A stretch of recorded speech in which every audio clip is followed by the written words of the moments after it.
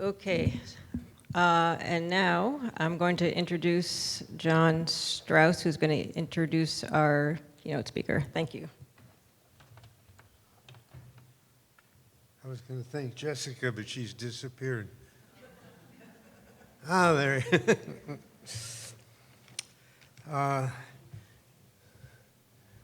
We've known each other for a long time.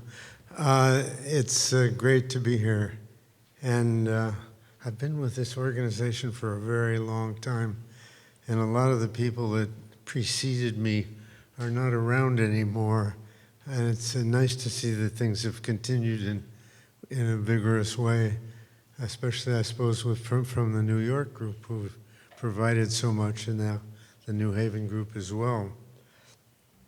It's a pleasure to introduce Larry Davidson. We first met about 30 years ago. I was giving a talk to a group of psychology interns in Waterbury. And at the end of the table, the other end of the table for me, there was this young guy. And he asked some questions and made some points, which were clearly was an outstanding person. And one thing led to another, and we became good friends. Since being an intern, Larry's had quite a trajectory. He was very much involved at different levels of administration and work at CMHC, and then formed sort of from, I was going to say nothing, but he was there and a couple of people working with the group Program for Research in Community Health. And research, right? Recovery in Community Health, sorry. Which was just a couple people at the very beginning. And then over the years, to watch this thing grow, that become first New Haven, a big deal here in New Haven, and then in the state, and then nationally, now internationally. So if you happen to go there, you'll meet people from Sweden and from Serbia and from Chile, from Australia, from Scotland, that they have these contacts and roles, important roles in terms of teaching and about research, but also about recovery, really all over the world, and that's extremely impressive. I don't want to talk about that, though, because most of you know about that. Oh, he's got a ton of publications as well. I want to talk about something else, just for a couple minutes. That stuff that you may not know about. One of the things is a day in the life. A couple of years ago, Larry got about 10 or so people with severe mental illness together, and was helping them develop a research project. And the research was interviewing other people with severe mental illness and then presenting a dramatic presentation, really, of their findings. And it was a little bit like Augusto Boal and his Theater of the Oppressed, and having people who were not famous really present and be on stage. And in this case, people who are not used to being on stage present to about 80 people at the first thing, and about a day in the life. And it was this beautiful thing about the experiences of having severe mental illness and what people do to survive and to live and to thrive in that. And it was not only about that, but it was by those people, which gave it a tremendous power. It's really very beautiful. And that, in contrast, in a way, to this big international impact that he and his work have had, this being a very personal and personable kind of thing that they were presenting. And one other thing I want to mention in my introduction, then I'm going to stop, is the Davidson approach. Larry and I meet weekly at Atticus to talk about many different things. And we often talk about clinical issues. And I'll be saying, well, you know, I knew about this patient who had this and this problem, and was trying to decide whether they should do X or do Y. And then how do you decide that? And Larry would say, well, did you ask them what they preferred? And that kind of encapsulates exactly the way of thinking about things, is this tremendous power and pervasiveness of thinking about what does the person want, who is this person, and how do they see their life and their particular goals. So it's been a very special thing for me to know Larry and to see him and to learn from him over all these years. And I'm sure you'll have a similar experience. Thank you.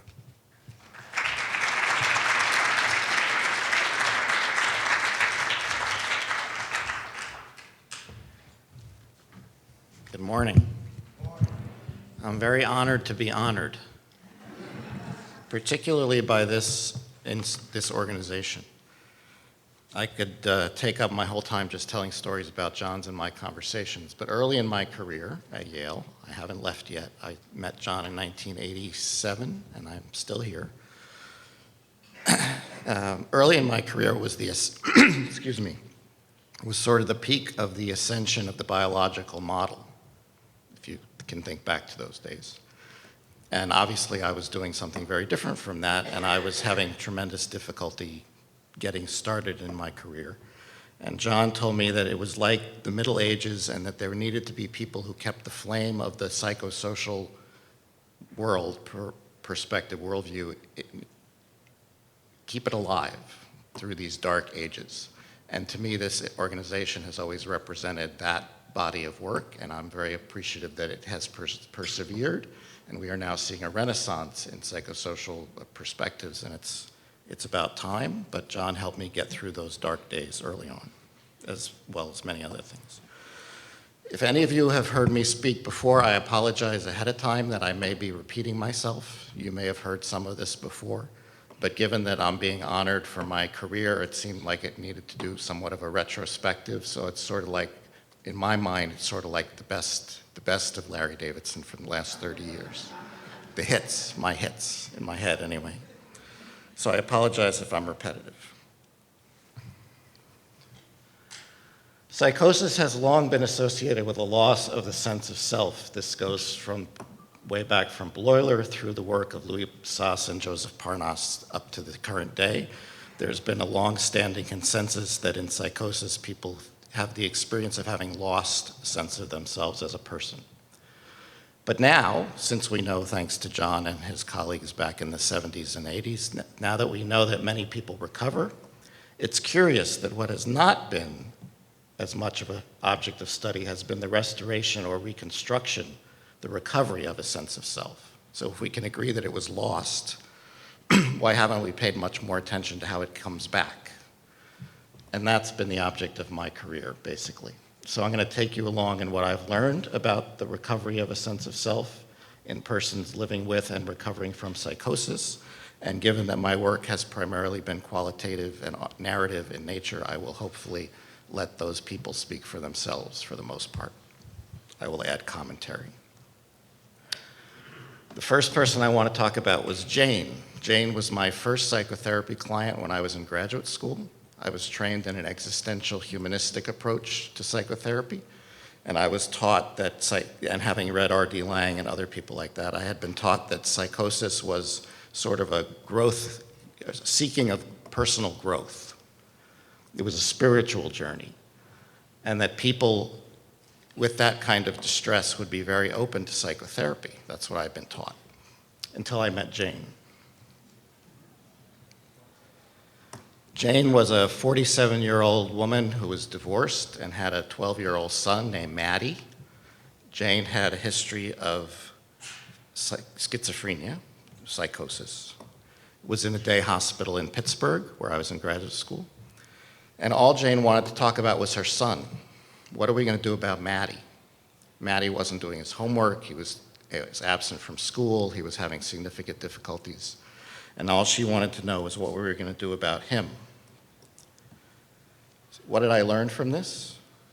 I learned that people with psychosis are first and foremost people.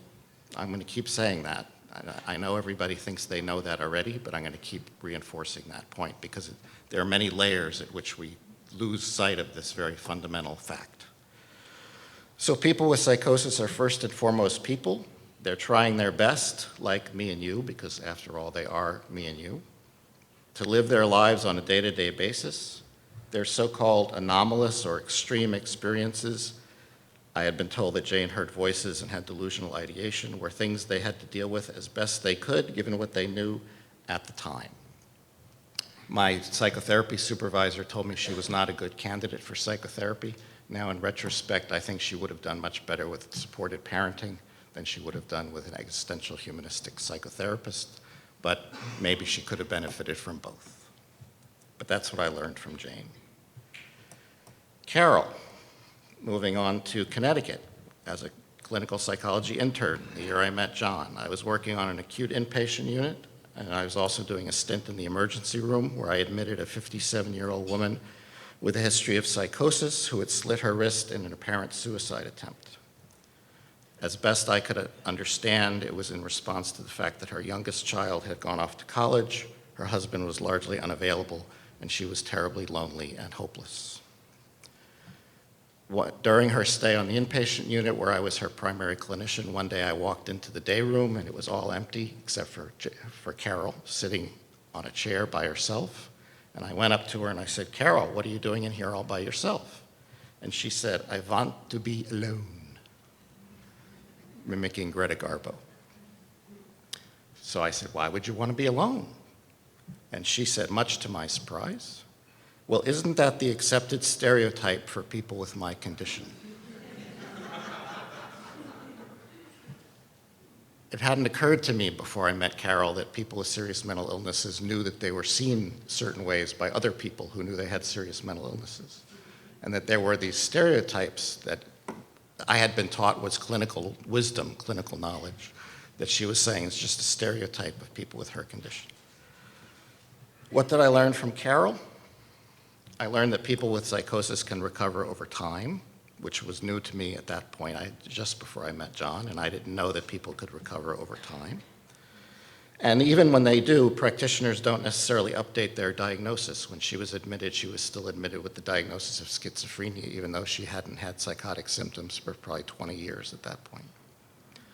Like everyone else, persons with history of psychosis can become lonely. Again, I didn't know that.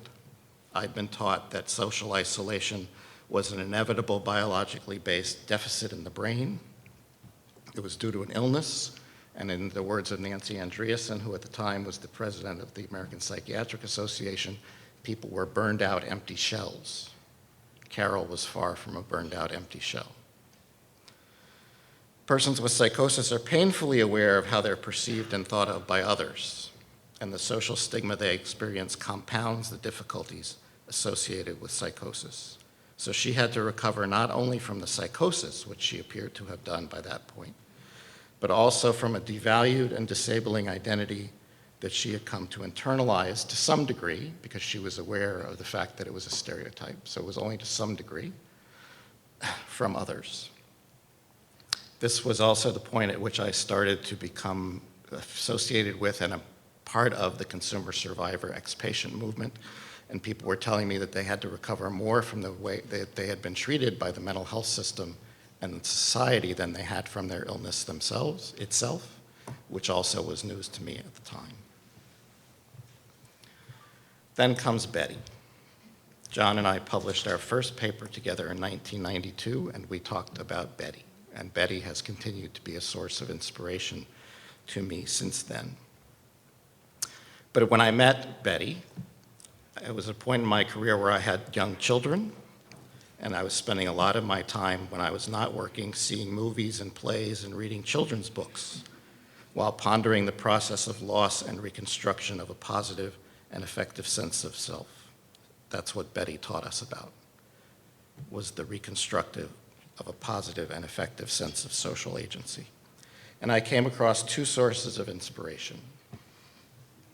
First, Tinkerbell. I took my oldest daughter, who at the time was, I think, 6 years old, to see the play Peter Pan at the Schubert, just one block down. And there comes the point in the play where Hook had planted a bomb in Pan's lair in the tree, and Tinkerbell knew about this. Tinkerbell knew about this, and to protect Pan from the bomb, she had flown in between as if a little fairy would actually have that much effect, but it was all magic anyway, so it doesn't matter. But she saved Pan from the bomb by sacrificing herself, and she was hurt by the bomb. And the narrator at that point interjects in the story and says, there's an interesting thing you may not know about fairies, which is if you don't believe in them, they perish. So if you don't want Tinkerbell to perish from having heroically tried to save Pan from Hook's bomb, you need to clap to show her that you believe in fairies. And there's my 6-year-old daughter with tears running down her face, clapping as hard as she can to save Tinkerbell. So what does Tinkerbell teach us? That our very lives depend on the perceptions, attitudes, beliefs, and actions of other people. Not necessarily in believing in us, but to a large degree in what we're talking about, in believing in us. So that was what Tinkerbell taught me. On the other hand, I learned about Edwina. If you can see that, it's Edwina the dinosaur who didn't know she was extinct. It's a wonderful book by Mo Willems, who used to write for Sesame Street. I love his books. They're some of my favorites. This particular one is about Edwina, who didn't know she was extinct. And the book starts off talking about what a wonderful dinosaur Edwina was, and how because she was tall, she could help people change light bulbs, and because she was so caring, she would help old ladies across the street with their groceries. But the best thing about Edwina, according to Mo Willems, was the chocolate chip cookies that she baked. She made the best chocolate chip cookies in town. Everyone loved Edwina, except Reginald von Hooby-Dooby. Reginald von Hooby-Dooby was a 6th grade boy who knew that dinosaurs were extinct. And for some reason, maybe because he was an outcast and he was lonely and he felt bad about himself, he set out to prove to the town that Edwina could not exist because dinosaurs were extinct. So he spent weeks working on a report for his 6th grade social studies class. And the day came for him to give his talk to his social studies class, and everybody's sitting in the classroom. And somebody says, "I smell chocolate chip cookies." And everybody runs out of the classroom to go find the newest batch of Edwina's chocolate chip cookies, which were in the kitchen, sitting there just for the taking. So Reginald is there all by himself, and he starts to cry. And who should come by but Edwina? So Edwina says, "Reginald, what's the matter?" And he says, "I've spent all this time working on a report to prove that you don't exist, and I'm here ready to give my talk, and everybody's gone because of your chocolate chip cookies." And she says, "It's okay, give your talk to me." So Edwina sits down, and Reginald gives his talk. She listens. It's over. She claps. He feels proud of himself. And then he says, "How about we go get some of those chocolate chip cookies?" So Edwina sort of represents an opposite end of the spectrum from Tinkerbell. Nobody believes that she exists, or at least Reginald doesn't believe she exists. And after all, we know dinosaurs are extinct, and yet there is Edwina making her chocolate chip cookies in the kitchen. So from this, I derived a schematic. There's the Tinkerbell syndrome, where stigma, discrimination, and messages of hopelessness help to create what we used to call a chronic mental patient. Just to give you some sense of my perspective on the progress the field has made in the 30 years I've been doing this. My first clinical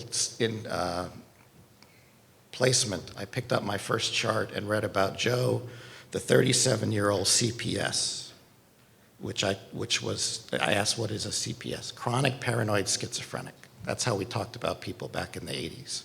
Joe was a chronic paranoid schizophrenic. Today, if you pick up a chart in the same hospital, I'm talking about Milledgeville Hospital in Georgia, which is used to be the largest mental hospital in the country back in the old days. If you pick up a chart in Milledgeville Hospital these days, it's called Central Hospital now, I think. Central Georgia Hospital. It'll talk about how Joe, a 37-year-old man with paranoid schizophrenia, met with his CPS, which now stands for Certified Peer Specialist. So that, to me, means we've made some progress in the last 30 years. But anyway, it's what we used to call a chronic mental patient. So if the person is more like Tinkerbell than Edwina, they will take in all the negative, despairing, hopelessness messages, and they will accept their fate as a chronic mental patient. And unfortunately, this still happens to millions of people around the world.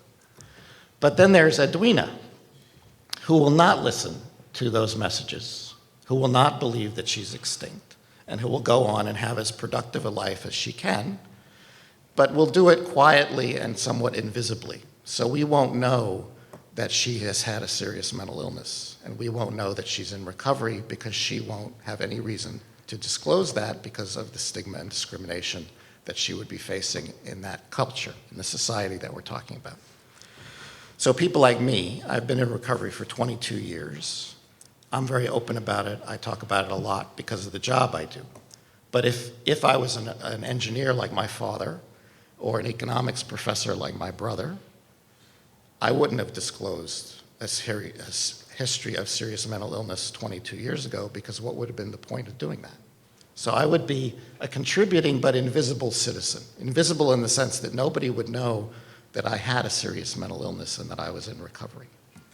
On the other hand, if we get to a point where our mental health services promote things like hope, determination, and encouraging support, then people who are more like Tinkerbells will still have a good prognosis. They'll still become a contributing person. Even if they have a serious mental illness that's disabling, they will still be enabled to be a contributing person with a psychiatric disability, entitled to all the rights that the Americans with Disability Act affords such people. If they're an Edwina, they'll become a contributing citizen, but they'll also become a visible role model for others. And there are many Edwinas in this room. I see many familiar faces of people who would be more on the Edwina end of the spectrum, who fought back against the stigma and discrimination, and who've been open about their recovery and have become role models for thousands of other people. So I thank you, the Edwinas in the audience, for doing that important work. What was the lesson I learned from this? That identity deconstruction and reconstruction can be an important focus of psychotherapy. I say that not only because I know you're interested in psychotherapy, and I was a psychotherapist myself, but just as importantly, because now most of what I do would be called rehabilitation. The deconstruction and reconstruction of a sense of self can be an important focus of daily life. I'm going to suggest that people find themselves more in doing things like, well, the example I'm going to be giving is turning on and off a radio, but that won't make sense to you until I tell you the story that goes with it.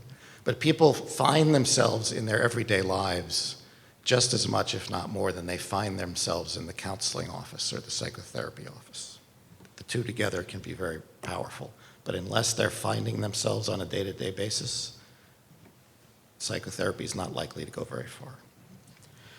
We develop our identities through our interactions with others, excuse me, and by internalizing how others view us and treat us. There is no I without a you, which together makes a we. And this lesson has been taught to us by many people. Daniel Stern comes to mind first in terms of how infants develop a sense of identity to begin with. But having a philosophical background and passion, this was also a notion I learned about through Edmund Husserl, who was the father of phenomenology, who talked about how the Psychological ego is developed through social interaction and is an intersubjective development.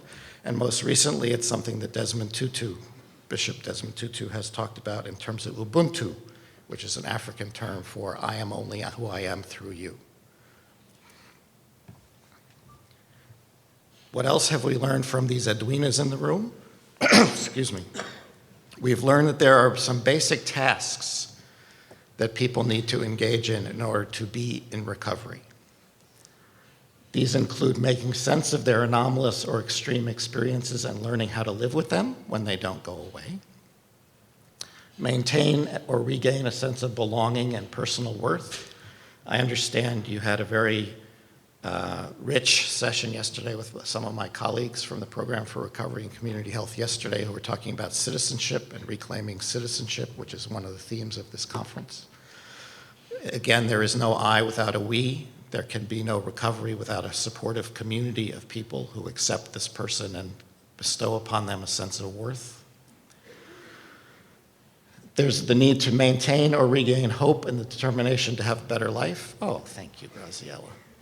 So considerate.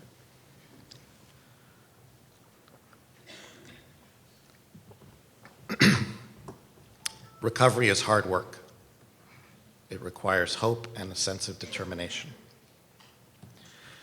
People need opportunities. John just asked me last Friday when we were having our weekly breakfast about if I could sum up in a sentence what my basic philosophy or view of recovery is, or what I do. What is it that I do? That's what he asked me. And I said, bringing people to opportunities and supporting them in their efforts to take advantage of those opportunities. So having opportunities to develop and exercise an effective sense of social agency. And this requires taking risks and being successful. And if the person is able to do all of these things, they find themselves in a term that I think was given to us by one of our Swedish colleagues in one of his studies, was coming back normal. Not normal in a bad sense, not normal in the sense of being that you were abnormal and now you're normal, but normal in the sense of having a decent everyday life, just having ordinary worries. That's what the person in the Swedish study talked about. Recovery is just having ordinary worries, not extraordinary worries. But back to Betty and back to John, because I've learned so much from both of them. Betty was a former Juilliard student who developed a disabling psychosis during college and had to withdraw.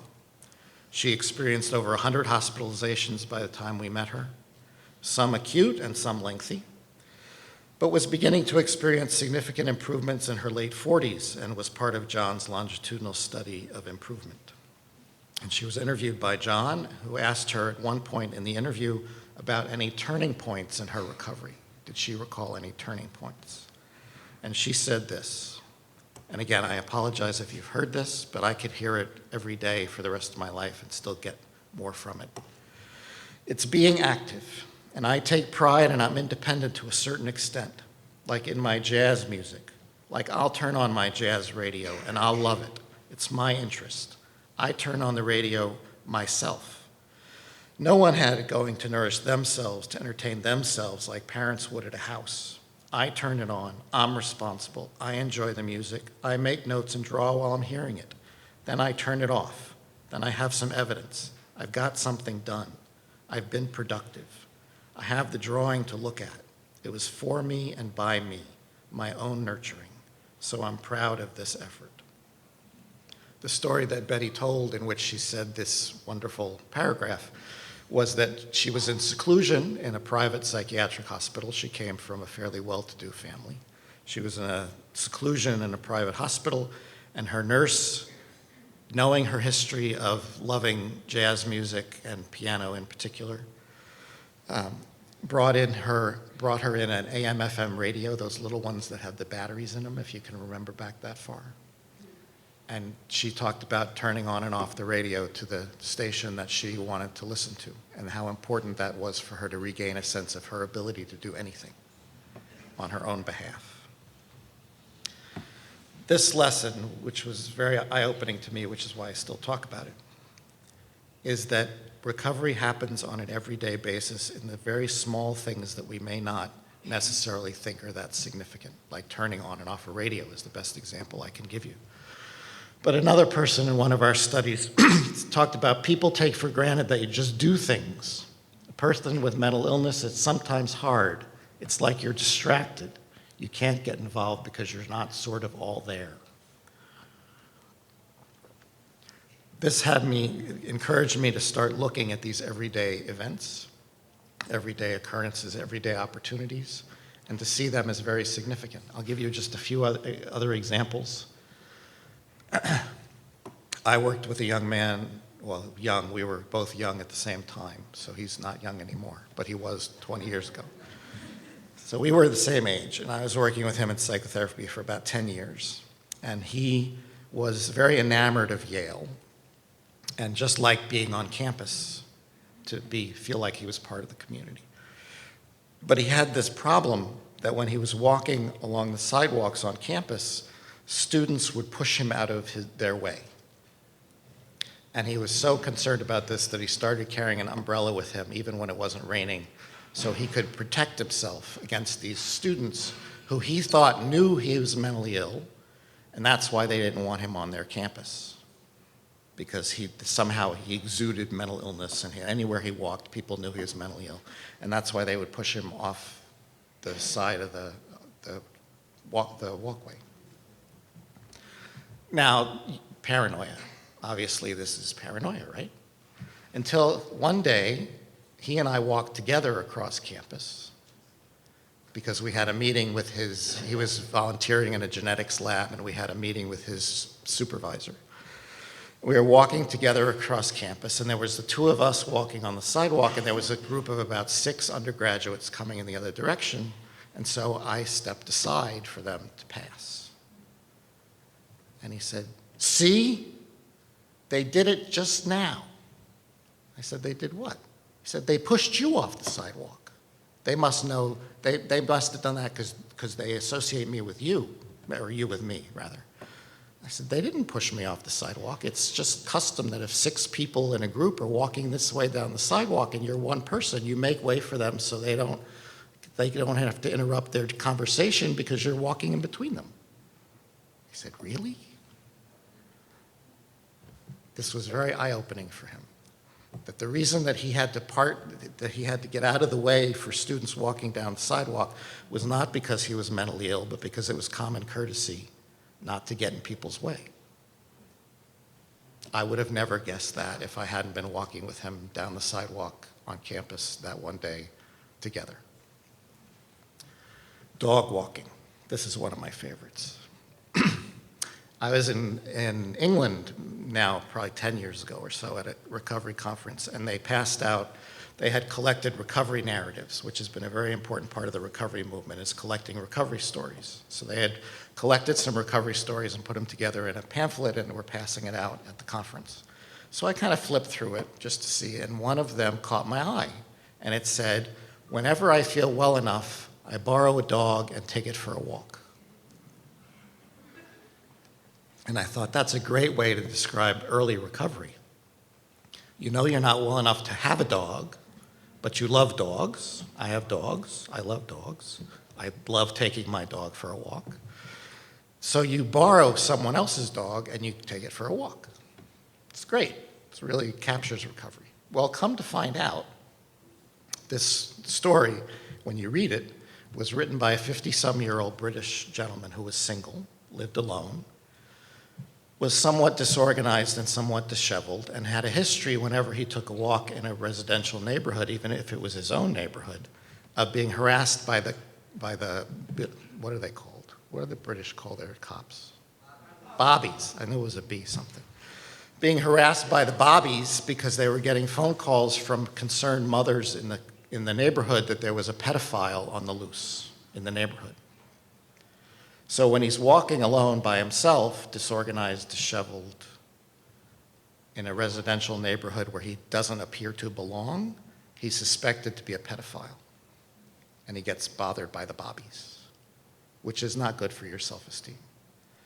But when he's walking a dog, He's a contributing citizen who's being responsible for getting the dog exercise. And he's a dog walker. All of a sudden, he's not a pedophile, but he's a dog walker.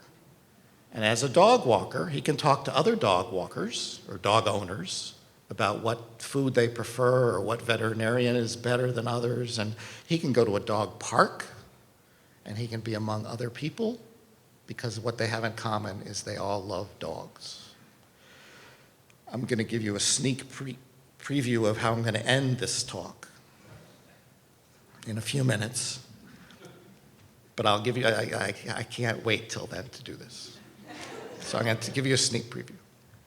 This gives you a sense of what I'm trying to get at. We both have a good friend, Alain Topor, in Sweden, who is our main Swedish colleague. And Alain Topor got to know this young man who was a Vietnamese immigrant to Sweden. And this young man ended up writing his autobiography. Unfortunately, it's in Swedish, but he wrote, I'm sure it's a fascinating autobiography. But he was diagnosed with schizophrenia. He was in treatment for a long time. He was living alone by himself, going to a day hospital. And one day he wandered into a bowling alley in downtown Stockholm. And I guess they don't have bowling alleys much in Vietnam. He'd never seen a bowling alley before. And he became fascinated by bowling. And he started to bowl. And he was good at it. And he got better at it. And he started hanging out at the bowling alley. And he got better at it. And they hired him to fix the machines. So he had a job, and he had a social network at the bowling alley, and he became a bowler. Just like our dog walker, he became a bowler. And he was so good at it that he became Swedish Amateur Bowler of the Year. Now, not everybody's going to do that, but everybody could be a bowler. You could be a bad bowler. My daughter is one of my daughters is a very bad bowler. She won't go anymore because she knows every ball's going to go in the thing. Gutter, thank you. But she's still a bowler. Anyway, what was my point? Oh, these everyday things that give people a sense of identity. The last example I'll give you is another favorite of mine, is the cheese omelet story. I was an intern in Waterbury, as John mentioned, Waterbury Hospital. And I was working in the day program, and I had a middle-aged gentleman who lived with his mother as one of my clients in psychotherapy. And I was doing this, what do you want to do kind of question. How would you like to spend your time? What would you like to do? Because basically he came to the day hospital, went home, and that was his life. Sat with his mother smoking cigarettes, watching TV. And it took him a while to come up with an answer. And finally he said, what I'd really like to do is make myself a cheese omelet. I thought, great, that's easy enough to do. So what keeps you from making yourself a cheese omelet? Well, my mother won't let me in the kitchen. And even if she would let me in the kitchen, she wouldn't want me to use the broiler because it costs more on our utility bill if I ever use the broiler. And I only like cheese omelets a certain way. And the way I make a cheese omelet is I make the eggs and I make the omelet. And then at the very end, I cover it with cheddar cheese and I put it under the broiler and it gets crispy. And I don't want a cheese omelet if I can't have that kind of cheese omelet. Okay. Sounds good to me. I love cheese omelets too. What can we do about this? So it took us a couple of months, but we finally got the mother in for a family session.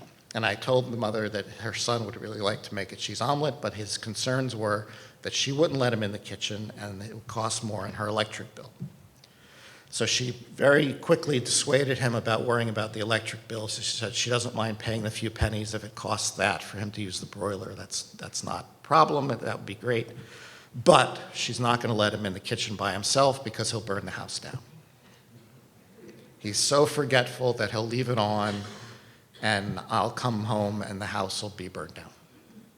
So we came up with the compromise that she would let him have the kitchen to himself and she'd let him use the broiler, but she would come in after he was done to make sure he turned everything off. Simple enough. It took about 4 months for us to come up with this plan and to implement the plan before one day he came into my office and he said, I did it. I said, you did what? Because I'd basically forgotten about the omelet by that point. said, I made the cheese omelet. I said, and was it as good as you remember? And he said, it was better. I used the broiler. What can I do next? So AM/FM battery-operated radios turned to jazz stations, cheese omelets made in the broiler. These are the things, these are the building blocks of recovery. So I want to spend the few minutes I have remaining telling you why is that. And I've learned a lot about this from Patricia Deegan, who was never a client of mine. She's a good friend. And I'm sure most of you know her. If you don't know her, it behooves you to get to know her because she's just fabulous. She's very articulate, eloquent. She's the poet laureate of the recovery movement, is how I like to refer to her. And in one of her many outstanding publications, she wrote this: once a person comes to believe that he or she is an illness, there is no one left inside to take a stand toward the illness.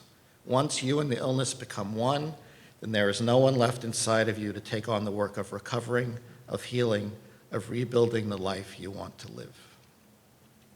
What Pat has taught me, among many other things, is, and this goes back again to Edwina, interpersonal relationships play an important role in the recovery process, as they do in the process of chronicity making. And what Pat added to this insight is that we have to separate the person from the effects and identity of the illness in order to create space, in order to provide opportunities for the reconstruction of a positive and effective sense of self as a social agent. What do I mean by separate the person from the illness and its effects? This I've learned the most about from someone I'll call Teresa. And Teresa is the last person I'm going to talk about. And she's the person from whom I've probably learned the most. Teresa has taught me that this kind of separation requires caring others who preserve the sense of personhood among people who may have lost any such sense themselves. So we're talking now about those people that Louis and Joseph talk about as having lost a sense of themselves as a person. And what Teresa insists on is that that can only be restored through other people holding that belief for you when you've lost it yourself. This requires dedicated compassion, and she says, and I tend to believe her, that we could even call it love. And I think, if I remember back to the Harry Stack Sullivan days, people used to talk about this as love, and then we stopped talking about it because I guess we thought it was unprofessional or embarrassing. But it's always interesting to look and see what people do when they get tenure. I met John shortly after he'd gotten tenure, and he was at a point in his career where he was shifting from collecting rating scales with high inter-rater reliability and validity to eliciting narratives of things like turning points. And that's when we met. Very fortuitous crossing of paths. When I got tenure at Yale, I decided that I was going to start talking openly about love.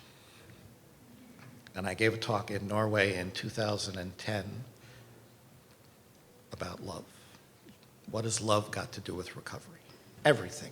So there I said it again. You can't fire me. Why not say it when I mean it? Teresa was, when I first met her, a woman in her 40s. She's had a long-standing history of trauma and psychosis since childhood, horrific trauma that I can't even imagine, which turned into psychosis early on.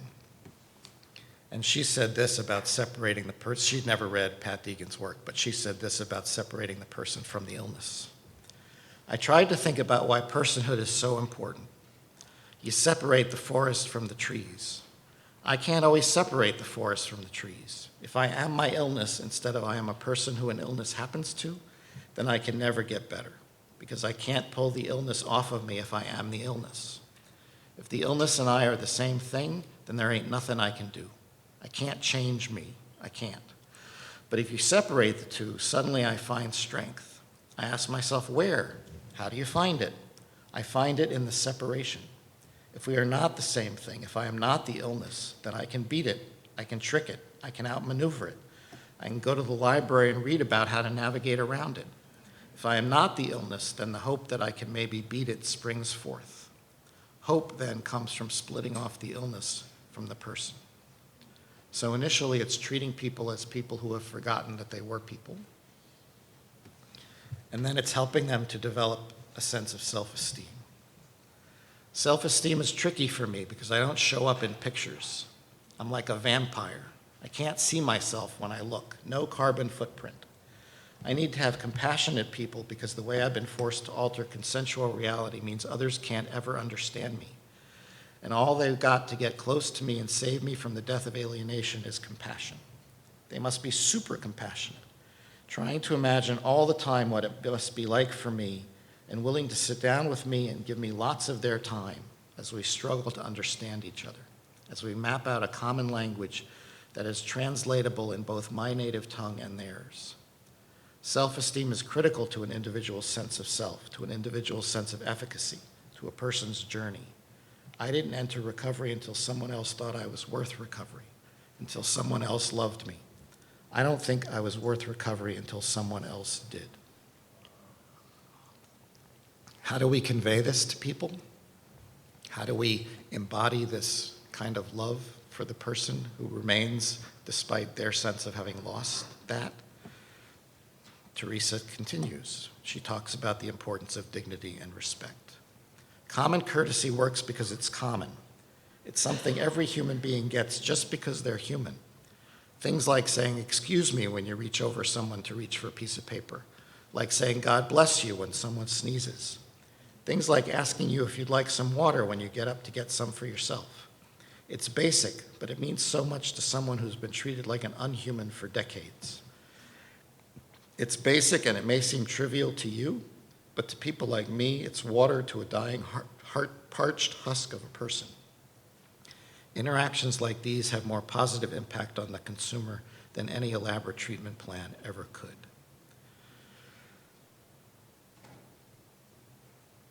It might help if you think in your own experience about examples of the opposite of this, of what is it like for a person to be in the room and treated like an unperson, or ignore the fact that they're in the room. I can remember back to family sessions I used to have when I was a psychotherapist where the mother, who was very loving, typically the mother, and maybe the siblings would start talking about Joe, even though Joe was sitting right next to them. They'd start talking about Joe in his presence without referring to him directly. That has effects. Just things like that, like not getting water for somebody when you get it for yourself. All of these send very profound messages to someone about their existential status as a person. Let me see if, almost. Teresa continues again. I've been chasing real for as far back as I can remember. How come the world was real for me for over 2 hours? I believe it's a long story about how she was at an NA meeting and she listened to people talk and she felt like she was real and they were real, and it was a rare moment of lucidity for her. I believe it's because I shared my greatest pain with you and you showed me you heard me. I don't feel alone because you know me. You know my horrible pain and you didn't recoil in disgust. You said you have nothing to be ashamed of. You waved goodbye. You replied to today's emails. You don't think I'm garbage. You didn't take my history and throw it back in my face. You took your time and cleared it to freely give it to me. I feel important. I feel like Pinocchio. I was only a dead wooden puppet. You gave me time, a listening ear, compassion, and love. You made me feel heard. You did not walk away in frustration when I kicked and screamed against my own limitations. You are patient with me. I have thus concluded I'm not a monster. You listened to me, now I listen to me. That's the only difference. So we can add to our list of childhood images to Tinkerbell, Edwina, and now Pinocchio. This is the Pinocchio effect. You have to believe that what seems like a wooden puppet is still a real boy and treat him accordingly. The last thing, I still have one more. The last thing that Teresa said that I'm going to quote for you today is one of my favorites from her. Having psychosis means you must invite me to my own party because I don't know to bring myself. You must use nice language to describe this stranger who's coming to the party, that is me. Make her sound like a nice person so that I'd like to meet her when she arrives. I think that's really brilliant. We only come to know ourselves through the eyes of other people. The last person, I forgot poor Tom. I wanted to let you know that I didn't only learn from women. I've also learned from a few men, not as many, but a few men. One of them is Tom. Tom was a 53-year-old single male with bipolar disorder and a history of alcohol dependence, and Tom I met through his participation in a randomized controlled study of what we called supported socialization. This is another long story that I'll summarize to say that in 1993, we convinced the American federal government to give us $1.3 million to prove that having a friend is better than not having a friend. And we did this going back to one of my first slides.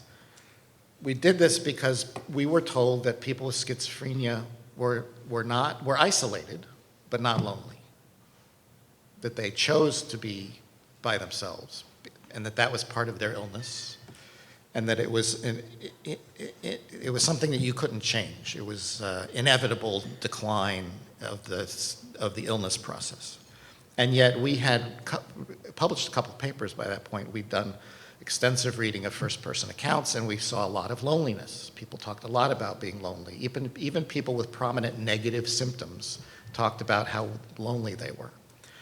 So we got this money to do a study in which we offered people a friend. And of course, because it was a randomized control study, you had to offer some people no friend. There had to be a control condition. But everybody got $7 a week and was told by a Yale doctor to go out and have fun. They couldn't spend it on bills. They couldn't spend it on cigarettes. They had to spend it on going out and having social activities. And if they had a friend, they would do it with the friend, who typically had a car and had a lot more resources. These were volunteers. And that friend could have a history of mental illness themselves. They could be what we called in those days a consumer. They could be a person in recovery. It was our first study of peer support. Or they could be a volunteer from the community who had no personal history of serious mental illness, which turned out to be a lot of family members and retired folks. Everybody got better in this study because people like Tom. Tom was in the control condition, meaning Tom got his $7 a week, but Tom did not get a friend. So what happened with Tom? Tom said, I could choose to be a nobody and nothing and just say, the hell with it, the hell with everything. I'm not going to deal with anything. And there are times when I feel like that. And yet I'm part of the world. I'm a human being. And human beings usually kind of do things to help each other out. And I want to be part of that. If you're not part of the world, it's pretty miserable, pretty lonely.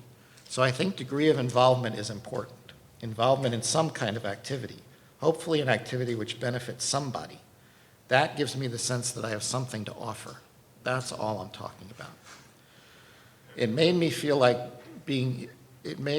I was being helpful, and in situations like that, I don't think so much about my illness. It kind of goes on the back burner, because sometimes I just think about my illness, and it seems like when I'm helping somebody, it makes me feel better about myself. I should have told you Tom's story. I said Tom had a history of alcohol dependence. Tom had been a steadfast member of AA, Alcoholics Anonymous, for many years. But Tom had decided to stop going to AA meetings because to Tom, and I've since learned this is true for a lot of people, it's not the AA meeting itself that matters most. It's the after AA meeting social time.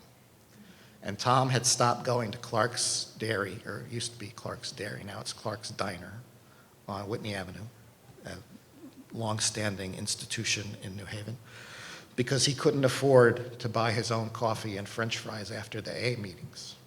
So when he got his when he got his $7 a week, he decided to go back to his AA meetings because he could not only buy his own coffee, but he could buy coffee for his friend. I have been very impressed by the degree to which people talk about giving to others as a cornerstone of their own recovery. I said to myself one day, you got a couple extra bucks, so why don't you just try at least to do something that maybe you normally wouldn't do? So I went and did something. I actually did something different, and I enjoyed it. Then I found myself saying, what can I do tomorrow? And one thing led to another. If you could bottle it, it would be the best antidepressant I could take. It's enabled me to go out looking for a job, so now I can get some extra money. Getting used to having money and learning the things I could do with that enabled me to want to go out again, to go out and make more money so I could spend more time with my friends. So I believe this is the last lesson, which is that initial steps can involve contributing to the lives of others, and this doesn't have to be people. It could be animals. We did one study of therapeutic horseback riding where we got some beautiful narratives about the importance of bonding with a horse. So it can also be animals.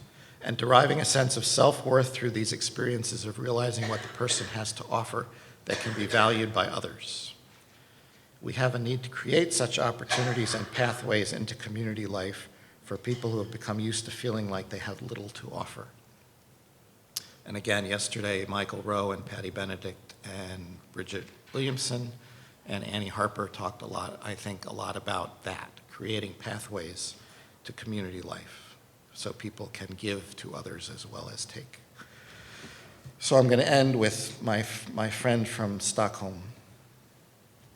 What recovery looks like in practice to me was captured very well in his story when he said, at the bowling alley, it doesn't matter if you're mentally ill, if you're a foreigner, an asthmatic, a dyslexic, just as long as you bowl as many strikes as you can, you're just like everyone else. So when I'm playing a match, I'm worth just as much as anyone else, maybe even more, because after all, he missed a 300 game by 1 pin. So for him, he's even worth more as a bowler than lots of other people. In a bowling match, everyone's a bowler. It's the number of strikes that counts, nothing else. So I'll stop there.